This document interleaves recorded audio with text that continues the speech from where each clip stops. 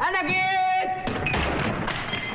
ربنا سبحانه وتعالى بكلام كده فيه طبطبة على قلوبنا كلنا يقول لنا إن تأخر الاستجابة أو عدم وجود المخرج دلوقتي مش دليل غضب.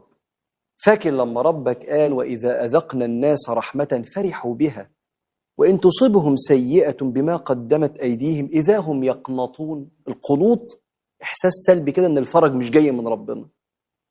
أولم يروا أن الله يبسط الرزق لمن يشاء ويقدر. توسيع الرزق أو تضييقه تبعا لرؤية ربنا فيك ولمصلحتك. إن في ذلك لآيات لقوم يؤمنون. فالقضية مش إن ربنا غضبان عليك ولا حاجة، إنما هو تدخل منه وصبرا أنت في عين الله. ده ربنا استجاب للكافر مش هيستجيب للموحد. السلام عليكم، صباح الفل والجمال على عيونكم، صباح كل حاجة حلوة في الدنيا. عاملين ايه؟ وحشتوني. النهاردة جايين مع بعض بروتين يوم جديد. يلا حطي بسرعة لايك على الفيديو عشان نبدأ مع بعض على خير. نسمي ونقول بسم الله ونصلي على الرسول. اللهم صل وسلم وبارك على سيدنا محمد وعلى آل سيدنا محمد. امبارح كنت عاملة معاكم روتين اسبوعي، فصبحة بقى الشقة نظيفة كده وزي الفل. نعمل ايه؟ نقوم بقى نعمل حاجة حلوة طالما قايمه من بدري كده والشمس طالعه والدنيا كده مزهزهه كده والعيال في مدارسهم او حضانتهم او مش موجودين، يبقى اعمل بقى حاجه حلوه كده اصطبح بيها. بصي، عاده اليوم اللي انت بتبداي بيه بعمل حاجه حلوه تأكدي اللي هو هيعدي ان شاء الله زي الفل وزي العسل. صحيت من بدري كده زي ما انت شايفه وبدات ان انا اعمل لنفسي حاجه حلوه اشربها. فتحت البيت ودخلت الشمس كده وهوا ربنا وشغلت القران. دخلت عملت لنفسي كوبايه نسكافيه حلوه.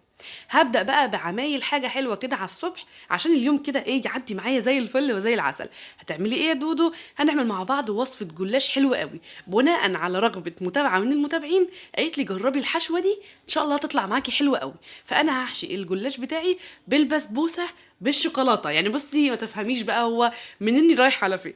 طيب صلي على النبي، اللهم صل وسلم وبارك على سيدنا محمد وعلى ال سيدنا محمد. هبدا اول حاجه اعمل الشربات. هعمل كوبايه ونص من السكر على كوبايه ونص من الميه بدون اي تقليب. هرفعهم على النار.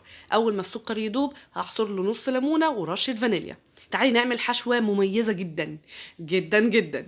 3 معالق من كل حاجة. أول حاجة 3 معالق من السكر، ممكن تستبدليهم 3 معالق من الشربات، ده أو ده نفس النتيجة. تمام. 3 معالق من المكسرات، أي نوع عندك، زبيب على جوز هند، شوية من السوداني المجروش، براحتك اللي عندك. وهجيب هنا كوباية إلا ربع من دقيق السميد بتاع البسبوسة العادي بتاعنا. هديله نص معلقه من القرفه ومعلقه كبيره محترمه من الكاكاو الخام عشان تديها لون الشوكولاته كده ويبقى طعمها مميز. بصراحه انا اول مره اعمل الحشوه دي. انا في الغالب بحط سكر على المكسرات، زبيب، جوز هند، سوداني مجروش اللي عندي منهم، او بندق او فستق او اي حاجه تكون عندي متاحه. تمام. وبديهم رشه من القرفه واقلب بقى. ممكن استبدل السكر بالشربات. فاول مره اعمل بقى بالبسبوسه او بدقيق البسبوسه، فبصراحه هي عجبتني، بس انا حاسه ان يعني ايه، كان المفروض ان انا احمص الدقيق بتاع البسبوسه قبل ما احطه. مش عارفه، حسيت ان هو لما يتحمص ياخد اللون الذهبي احسن ما يتحط باللون الابيض صراحة. يعني برضو ارجع واقولك ان ورقة الجلاش ما كانتش حلوة خالص خالص خالص. كل ورقتين لازقين في بعض. والمفروض ان انت طبعا لما بتيجي تعملي الوصفة دي لازم ان انت كل ورقة لوحدها عشان تبقى خفيفة، ما تبقاش فيها ورق كتير. تاني حاجة ترمي معاكي كمية. فطبعا الكميه ما عجبتنيش خالص، يعني طلعت لي 6 صوابع. فاللي هو الوصفه لا، كانت محتاجه اكتر من كده. طبعا انا عامله الحشوه على اساس ان هي تكفي الورقه بتاعه الجلاش كلها. فبصراحه الورقه ما عجبتنيش خالص. بس هعمل ايه؟ اسيبها يعني؟ لا طبعا، عادي اشتغلت بيها ورقتين ورقتين، بس يفضل ان هي تكون ورقه ورقه.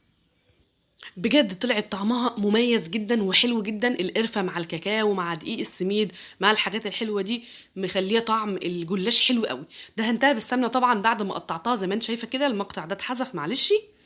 هحطها بقى دلوقتي على الفرن. بصي انا بشتغل اي حاجه، معجنات، جلاش، حاجه حلوه، اي حاجه على الشبكه. بشغل من تحت واحطها على الشبكه وربع ساعه بص عليها. لو لقيت الجوانب بتاعتها اتحمرت بقوم بقى طافيه من تحت او موطيه واقوم مش هنا بقى عملت الشربات برد شويه يعني دافي، والجلاش لسه حالا طالع من الفرن. تقريبا ما قعدتش معايا غير تلت ساعه، 5 دقايق على الشوايه في الاخر، والربع ساعه كانت السوا بتاعها وانها تتحمر من تحت. ما خدتش اصلا وقت. كان المفروض ان هي تطلع كميه طبعا اكتر من كده، يا دوب هي عملت 6 صوابع، لكن المفروض ان ورقه الجلاش نفسها يعني تكون اكتر من كده. الورق ما عجبنيش، فمش هجيب النوع ده تاني. بص على الانواع. وكمان يعني الورقه ما كانتش طويله كده زي ما بنعمل مثلا في الوصفات التانية. طلعت بقى بره كده، كان الولاد طبعا مش موجودين بقى في الحضانه، ومروان نزل درسه، وقلت بقى خلاص انا عملت لهم حاجه حلوه، اطلع كده افتح الدنيا عندي. انا مش هفتح قوي بصراحه، لان الدبان اليومين دول يعني مش عارفه مسيطر علينا، فهعمل ايه؟ هفتح بس كده الازاز، وهولع حبه بخور كده حلوين، واشغل بقى اذاعه القران الكريم، واقعد بقى شويه كده.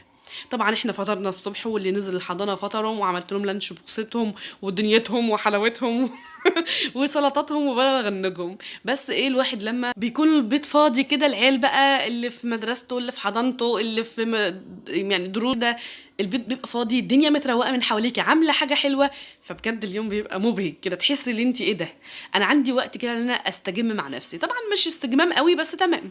هنا بقى شغلت كده الغساله، وقلت بقى اخد في الاخر خالص عصر، يعني انا ما عدتش بقى بغسل واحده واحده واللي اخلصه اروح انشره، لا ما فيش الكلام ده خلاص. انا كل اللي انا بعمله ايه، اللي انا بخلص الغسيل كله مره واحده، اشطف مره واحده، واصفي على البانيو، وبعد كده بقوم بقى واخده حبه حبه كده في العصاره، واقوم منشفه وطالعه نشره مره واحده كده، يبقى احسن. يعني حسيت ان الاول كان الواحد ظهره بيوجعه من الغساله دي بصراحه، لكن هي بتنظف جدا جدا جدا، احسن من اي غساله. وانا نفسي ان انا اصلح الاوتوماتيك لانها مريحه جدا جدا عندي، بس الموجود يسد. هنا بقى اخلص الغسيل، وقلت بقى بما ان الدنيا نظيفه عندي ومهويه البيت الحمد لله، اخد لي بقى حبه غسيل كده حلوين، عشان طبعا السبت بحب دايما ان هو يكون يا اما فاضي يا اما في حبه غسيل صغيرين. عموما ثبت الغسيل ده يعني بيجيب ازمه نفسيه، وتحس ان انت كده مش منشكحه كده طول ما هو مليان. ففي الغالب لما تلاقي عندك غسيل كتير، شغل الغساله ان شاء الله تكون كل يوم، كل يوم غسله واحده بس عشان تخفي من عليكي. بصي، ميزه النص اوتوماتيك دي اللي هي بتاخد لك بقى كل الالوان وكل حاجه. طبعا انا بدرج، يعني ببدا الاول بالفواتح مع بعضها، عمري ما بحط غوامق مع فواتح ابدا، وبعد كده بدرج بقى، يعني بنقض الغسيل بتاعي. فهتلاقوني حتى في العصر يعني ايه، ممكن احط من تحت الغوامق، وبعد كده اطلع من فوق على فواتح، لاني انا بشطف مره واحده، بشطف الفواتح كلها واصفيها، وبعد كده بشطف اللي هي نص فواتح على غوامق، وبعد كده الغوامق بقى الاخيره. هي بصراحه الغساله دي بتلم كل الغسيل. العيب في المنشر، يعني احنا احنا محتاجين منشرين كمان على منشرنا. بس برضو يعني لما تبقي رايحه جايه كده، شايفه ان انت بتغسلي على طول يوم ويوم، يومين ويوم، مرتين في الاسبوع، احسن بكتير من مره واحده وتلمي الغسيل كله وبتتعبي، وبجد اليوم بيبقى منهار من كتر الغسيل. ففي الغالب لما يكون عندك ثبت الغسيل مليان، هتلاقيكي متأذية جامد. لكن العكس لما تلاقي اللي انت على طول بتاخدي من ثبت الغسيل وتنقضي الغسيل بتاعك، الفواتح لوحدها بتغسليها، الغوامق لوحدها، الاحمرات لوحدها مع الفوشيات، يعني في حاجات كده بتتغسل مع بعض دايما، فبتبقى حلوه جدا.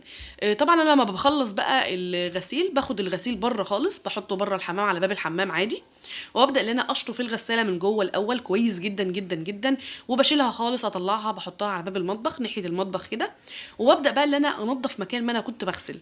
البانيو طبعا بشطفه. انا قلت بقى يلا بالمره اغسلي الحمام بقى بالمره، يعني صبنت الحوض، القعده والبانيو بالمره. وقلت بقى اما اكب كده شويه من الفينيك كده على الارض، بيطهر جدا جدا، وبتحسي بجد ان الارض بتشع نظافه. سبحان الله، في شويه منظفات كده لما بتستخدميها بتديكي ايحاء ان بجد الحاجه متنظفه. في منظفات جديده ما لهاش اي 30 لازمه، فدايما اشتغلي او استخدمي اللي انت تحبيه واللي ترتاحي له. مش عشان الديتول الكل بيستخدمه يبقى انا اجيبه واستخدمه. انا بجد ما بحبش الديتول ده ابدا. انا ممكن اجيب فينيك، اجيب كلوريكس الوان، اجيب كلوريكس اللي هو بالليمون ده في الحمام، رهيب رهيب رهيب. ففي الغالب في حاجات انا برتاح لها. الفينيك ده ما اقدرش استغنى عنه، الكلور الابيض ده ما اقدرش ان انا استغنى عنه في التنظيف، بحب ان انا احطه في ميه المسح. وفي التنظيفات العميقه الكلور مع الفينيك ده حاجه كده روعه روعه روعه. طبعا هنا بقى صبنت الحوض وغسلت القعده كويس جدا وخليتهم بيبرقوا اهو زي ما انتم شايفين. بس طبعا انا عامله بقى معاكم الحاجات دي كتير، وبصراحه ما كانش يعني اللي هي متبهدله قوي. انا قلت اما يعني اظبط الحمام بعد الغسيل عشان ما يبقاش بقى فيه حاجه على الارض او طرطشه من حاجه او الكلام ده. فصبنت كل حاجه كده زي ما انتم شايفين، وهاخد بقى الغسيل اللي قدامي ده. اللي بيقولوا لي انت ما فيش فرشه اوضه النوم ليه، والله والله والله ما غسلت حتى المشايات، ركناهم لان الجو ساقع وانا مش قادره خالص ان انا يعني عضلات ايدي لسه وجعاني من يوم ما كان صباعي وارم وكده، فمش عارفه ان انا امسك فرشه واعمل مشايات خالص نهائي. فانا بس مستنيه شويه كده لحد ما انا ابقى مفوقه كده وكلي نشاط وكلي حيويه، وابدا ان انا اغسلهم كلهم مره واحده كده واقوم نشرهم واقوم بقى فرشه بقيه الاوض. صليتي بنا على النبي، اللهم صل وسلم وبارك على سيدنا محمد وعلى ال سيدنا محمد. لو ما صليتيش على النبي النهارده صلي على النبي في الكومنتات وهو كلنا نكسب ثواب. هطلع بقى كده زي ما انت شايفه، طالما انا ما وريش حاجات كتير يبقى استغل نفسي كده واستغل صحتي في حاجات تفيدني. انا هطلع انشر واقعد شويه، اخد هدنه شويه، اقعد في البلكونه، يعني اشوف انا مهامي اليوميه ايه. هدخل مثلا اعمل لهم غدا ايه. يعني انا بحب دايما ان انا لما يكون عندي الشقه متنظفه من قبل الروتين ده بالذات بيوم، فلازم اكون مثلا عامله لهم حاجه حلوه، اعمل لهم معجنات، اعمل لهم حاجه يعني العيال ينبسطوا بيها، او اعمل لهم اكله مثلا بقى لي فتره ما عملتهاش، حاجه بتاخد مثلا وقت بقى، محشي ممبار مش عارف ايه. النهارده هنعمل طبعا كل حاجه، لكن مش اللي بالك فيه. انا بجد النهارده كنت حابه ان انا محتاجه، يعني حابه ان انا اريح، محتاجه شويه راحه. فانا عملت ايه، انا عملت روتين اسبوعي امبارح، نظفت فيه الشقه كلها تقريبا، وجيت بالليل كمان ظبطت الاوض والكلام ده بس من غير تصوير. فقلت لا يومين بقى وارجع اصور تاني، لان بجد التصوير ده بيبقى مرهق جدا جدا جدا، والتليفون بقى يعملها معاكي ويقوم مسح لك مقاطع، فلا ازمه نفسيه يا ولاد. فقلت لا خلاص، انت اشتغلي على الرايق، افطري، اعملي حاجه حلوه، اغسلي، انشري، طبقي شويه غسيل، يعني شوفي انت وراكي ايه، ادخلي المطبخ لو عندك مواعين اغسليها، يعني حاجات كده بسيطه. ما اقدرش اقولك ان اليوم بعد الروتين الاسبوعي بيبقى مرهق ابدا ابدا. عشان كده دايما بحب ان انا اعمل في القناه حتى روتين اسبوعي يشجع الكل، روتين يخليكي تخلصي كل حاجه عشان تاني يوم تبقي مريحه، تعملي تفضي بقى اللي انت تعملي حاجه حلوه. يا ستي ما عملتيش، اقعدي مع اولادك، خديهم في حضنك كده واقعدوا اعملوا فشار كده واقعدوا كلكم مع بعض. يعني اخرجي، هتبقى قدامك طبعا وقت اللي انت تعملي حاجات كتيره جدا جدا جدا. خدي ولادك مثلا وروحي لحد من القرايب مثلا، يعني في حاجات كتيره ناقصانا، يعني في حاجات اهملناها بقالنا فتره ما عدناش بنعملها. المهم، اللهم صل على النبي وحبيبنا فيه. يعني الواحد دايما كده ايه بيحب دايما اللي هو لما بيبقى صاحي كده وعنده شويه نشاط والدنيا نظيفه يعمل حاجات تانية. ما احبش ان انا ابقى اليوم كله مقضياه في كسل وقاعده مش عارفه اروح فين ولا اجي منين. طبعا احنا دلوقتي وقت العصريه، قلت بقى اما ادخل كده اعمل لهم الغدا، وفي نفس الوقت عندي شويه مواعين كده عايزه تتغسل وتتصبن. ما اقدرش انكر ان اليومين دول جايين بكسل، محدش يقدر ينكر. في يوم بتحسي نفسك نشيطة وعمالة تاكلي الدنيا كده اكل، وعمالة خلاص يعني النشاط مقطع بعضه. وفي ايام تانية بجد بتحسي انت محتاجة راحة، انا محتاجة افصل. ده طبعا طبيعي جدا، وتحسي نفسك انك مختلفة. لا كلنا كده، ساعات بيجيلنا اوقات انا مش عايزة اعمل حاجة، انا قادره ان انا اعمل لكن انا ماليش مزاج اعمل، انا مش مفوقه اعمل. فتلاقي مثلا الو ده انا جايالك، سبحان الله الواحده بتفر من مكانها كده وتقوم تجري كده تنظف بيتها وتظبطه عشان حد جاي. فانا في الغالب مش بحب دايما ان انا اروق عشان حد جاي، لا انا بحب دايما اصحى الصبح اشوف انا مهام بيتي عامله ايه. دايما عايزه الحوض يبقى فاضي عندي، فاللي هو اول ما بخلص الشقه بقوم داخله على طول غاسله مواعين، مثلا لو من الفطار لو من امبارح مبيتاها. بصي يعني طبعا ما حدش يختلف على حاجه زي دي، بيجي لنا اوقات كتير في حاجه ابقى من حاجه، في مثلا ابني تعبان، لا بنتي تعبان، بعد الشر طبعا عن ولادنا، فالمطبخ يقعد لبكره ما فيش ادنى مشكله، واقوم اقعد مع ابني، اقعد مثلا مع الضيف اللي عندي، جوزي موجود مش عارفه ان انا ادخل المطبخ اغسل مواعين او الكلام ده. بصي حاجات كتيره جدا ممكن تعوقك، فما تجلديش نفسك، ما تحسسش نفسك اللي انت ايه ده انا ما غسلتش، ده يا ايه عليا ديون يعني، لا خالص. تاني يوم ان شاء الله باذن واحد احد تدعي ربنا كده، ربنا يرضيكي كده وتقومي كده ايه، ربنا يهديكي وتقومي على طول قايمه عامله الحاجه مش هتطير، لكن الحاجه عايزه نظام. تمام. فانت لو انت حاسه بكسل، لو انت حاسه ان انت ماليش مزاج اعمل، او لا، اركني كل الكلام ده على جنب. لو لقيتي نفسك كام يوم ورا بعض كده، لا ستوب. لكن هو لو جاتلك في لحظه كده، لا خلاص انا مش عايزه اعمل، عادي سيبي الحاجه لتاني يوم، مفيش ادنى مشكله. طيب لو الموضوع ده طول معايا، لا يبقى انت عندك مشكله. ممكن تكشفي، ممكن يكون عندك خلل في الغده الدرقيه، ممكن يكون عندك حاجه مثلا انيميا مخلياكي مش نشيطه. ده طبعا كل الكلام ده يعني بيخلي الواحد عنده كسل رهيب. طيب ممكن يكون ما عنديش الكلام ده كله، بس انا كسلانه، اعمل ايه يا ستي؟ ممكن يكون تغيير جو. ما هو انت متخيله ان احنا من فصل لفصل ده مش بيأثر فينا؟ انت متخيله الخريف بيعمل ايه في الشجر؟ انت متخيله الشتاء نفسه بيعمل ايه في الشجر؟ بيخلي الورق كله يقع. فتخيلي بيعمل ايه في جسمنا. فطبعا الخروج من فصل لفصل ده مشكله، اكيد مشكله. ما تستهونيش ابدا باللي بيحصل في الفصول. فطبيعي جدا ممكن ما يكونش عندك يعني حاجه جسديه، لكن ممكن يكون فعلا حاجه من تغيير الفصول، وده وارد يعني، ده طبيعي. فما تقلقيش ابدا. ده اكتر سؤال بتسأله: يا دعاء انا حاسه بخمول، انا حاسه بكسل رهيب، انا ماليش مزاج اعمل حاجه. فطبعا الرد الطبيعي طب اكشفي. فطبعا ترجع تقولك انا ما عنديش حاجه، كشفت وما عنديش حاجه، الانيميا مظبوطه، او ما عنديش فقر دم، او الغدد تمام، كل حاجه تمام. فممكن يكون من تغيير الفصول، فما تستهونيش بحاجه زي دي. طيب اعمل ايه؟ طب انا دلوقتي كسلانه، مفيش مزاج اعمل حاجه. بصي عندك طرق كتيره جدا جدا. اولهم اتفرجي عليا يعني. اقصد يعني اتفرجي على حد يكون بيشجعك، يديكي طاقه ايجابيه، ما يخليكيش قاعده كسلانه كده لا، اللي هو هوب يلا قومي اشتغلي بتاع، والحاجه مثلا شوفي كانت عامله ازاي وبقت دلوقتي عامله ازاي، فتلاقي النشاط جالك من حيث لا تدري. في حاجه تانية، اللي انت تحطي ايديكي في ميه، يا دوب بمجرد ما تقومي كده تشمري كده وتقومي داخله على الحمام مثلا، ضحكه الحمام وشغلتي في ميه. في بقى حاجه تانية احلى واحلى واحلى: الوضوء. يعني دايما يقولك ايه، لو حسيتي بهم، بكسرة، بحاجات كتيرة قوي، ادخلي توضي. الوضوء نفسه كده بيريح الاعصاب، وبيخليكي تخرجي من المود اللي انت فيه، يوديكي المود تاني خالص، ويوديكي في حتة تانية. ففي حاجات كده حلوة بتخلي راحتك النفسية تبقى من اولوياتك. فما تستهونيش، عادي قومي مثلا لقيتي حد بيشتغل قدامك بينظف التلاجة، قومي جربي، هتلاقي ان الموضوع سهل. ولقيتي ان انت الشغل بيجيب بعضه، بدأتي بتلاجة، دخلتي على مواعين، دخلتي على غسيل، بصي هتلاقي الشغل بيجيب بعضه. فما تقلقيش يعني. من ضمن الحاجات بقى اللي دايما دايما دايما بتتسألي: انا ما بحبش يا دعاء المواعين.